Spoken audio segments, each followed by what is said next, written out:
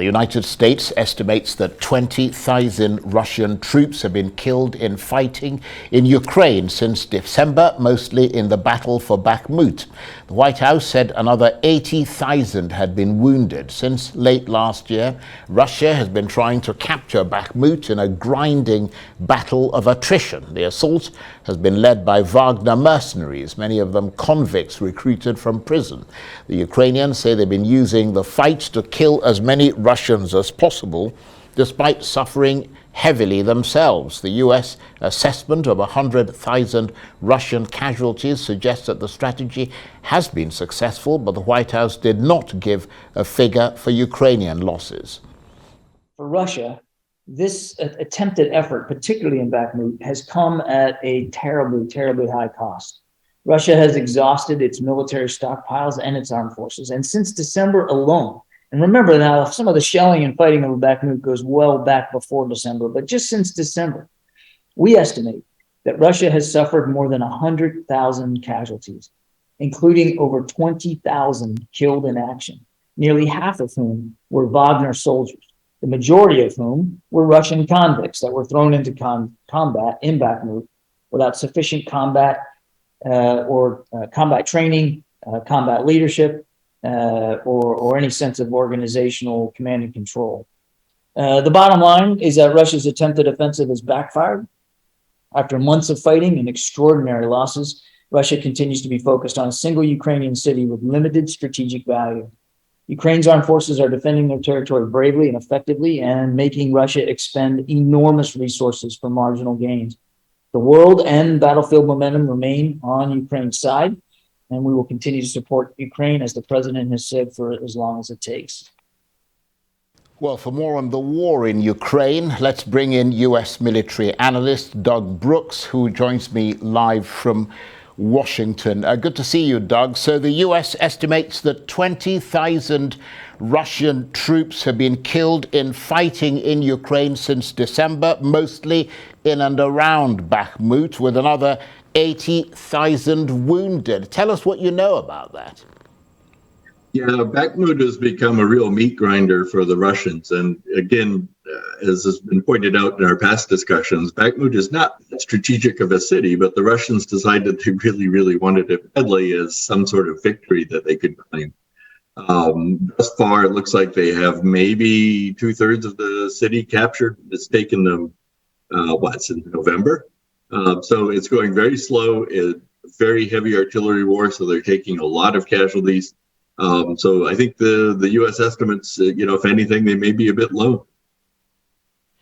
And it's interesting, Doug, that the figures for Ukraine don't seem to be available. And you would have thought that those are the ones that the U.S. would have access to. That's true. Both sides, I think in any war, the sides generally don't admit their casualties until long after the war is actually completed. But that's not unusual. We do have figures from the U.S. and from British intelligence, and of course the Ukrainians' predictions of how many figures or how many casualties are on the Russian side. Obviously, I would say that the U.S. and UK intelligence is closer to the truth than the Ukrainian numbers, but you don't know because obviously the Russians control a lot of the ground where they're taking their casualties. So we just really have no idea. In terms of the Ukrainian numbers, they are certainly taking a lot of casualties, but they're on the defensive. And then when you're on the defensive and you're in a trench war like this one is, you are going to be taking less casualties. So it's predictable that the Ukrainians are taking some casualties, but not nearly as much as the Russians are. Russia's a larger country. They can presumably absorb more casualties. And of course, they're using prisoners to do a lot of their fighting. So maybe they're willing to take sorts of casualties, but it's pretty significant. Well, it certainly sounds like it is. And you mentioned US and British intelligence there. I mean, how do they actually get this information? I mean, about casualties and all the rest of them. I mean, they don't obviously go around counting dead bodies, do they? There may actually be some of that.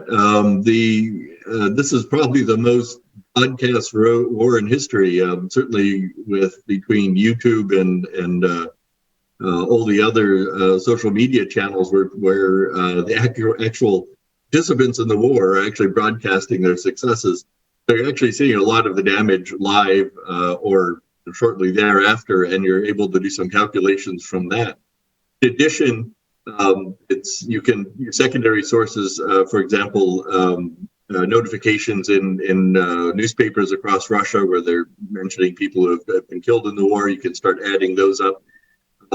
There's a lot of chat rooms and things where people discuss casualties or relatives who have been killed or injured.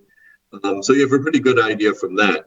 Interestingly, a lot of people have been captured as well, but neither side really talks about that. And there are a lot of exchanges of POWs going on, and we only find out about them when the actual exchanges are done. We don't know how many soldiers of each side are actually being held POW.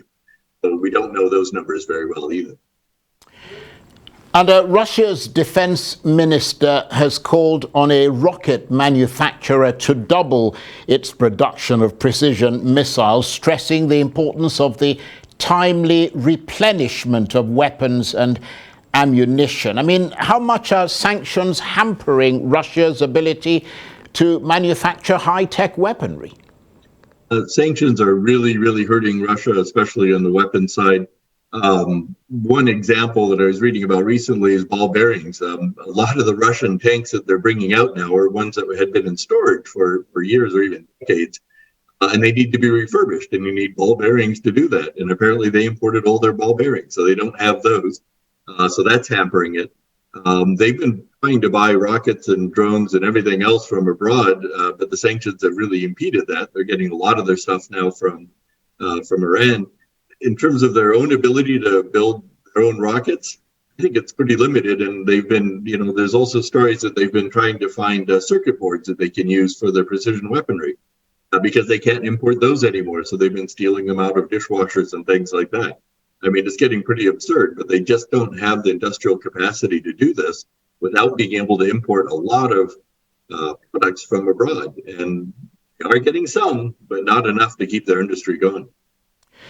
Well, I mean, to be fair, we know that both sides are experiencing shortages. I mean, despite attempts to ramp up production, what does that mean for the pace of the war? Well, that's a great question. Certainly, Russia's experienced far more shortages than Ukraine has. Ukraine has a lot of external sources shipping out all the weapons and mainly artillery ammunition to them that they need. It's not quite what all they need, but it's a lot of it. Russia just doesn't have the capacity to get it to build the stuff anymore. In terms of the pace that you talk about, Russia started the war firing, 10 or 20,000 artillery rounds a day. It's way down from that. We're hearing constant complaints, especially from the Bakhmut participants, that they're running low on ammo on the Russian side. The Ukrainians have some issues as well, but they use far more precision artillery than the Russians do, so they don't have to use as much. And they've been getting a lot of it from NATO countries and actually from all around the world. Countries have been shipping artillery ammunition and ramping up their own productions to send it to Ukraine. So Ukraine's in far better shape as far as this goes. They have all the tanks and the airplanes and ammunition that they want. Nobody ever does, really, in a war, but they're doing much, much better than they were at the beginning of the war when they were still beating the Russians. Always appreciate your analysis, Doug. Thank you very much indeed. Doug Brooks is a U.S. military analyst, and he was talking to me there from Washington.